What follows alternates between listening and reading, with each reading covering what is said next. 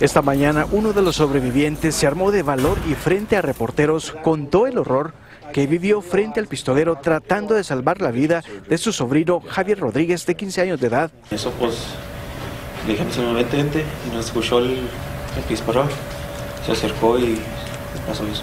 La novia de Octavio dice que escuchó de los heridos, pero nunca creyó que su novio era una de las víctimas y peor aún, que Javier había fallecido. Dice que nunca se va a olvidar de él porque pues era como su hijo, pero que nada más es echarle ganas para que se recupere él también, porque él también, el proceso de recuperación sí va a estar muy largo. Octavio solo fue baleado en la pierna. Después de la conferencia de prensa fue sometido a una nueva cirugía. Mientras tanto, en la escena, familias enteras lloran por las víctimas y no podían creer que El Paso hubiera sido víctima del odio. Esta pérdida no es nomás para El Paso, es para el mundo, porque el odio no debe ser esto, no debe traspasar todo esto.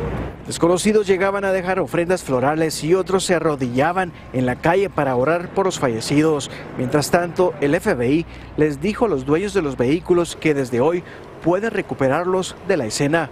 Que ya podemos venir a recoger el carro y pues, nos pidieron los documentos que tenemos que traer y venir aquí a la oficina a recoger. Por otra parte, estos hispanos empezaron a cubrir con una tela metálica y una lona el perímetro del supermercado. La policía no quiere que se grabe la escena. Regresando al caso de Octavio, a la pregunta de si la retórica del presidente Trump tuvo que ver con la masacre, esto fue lo que respondió.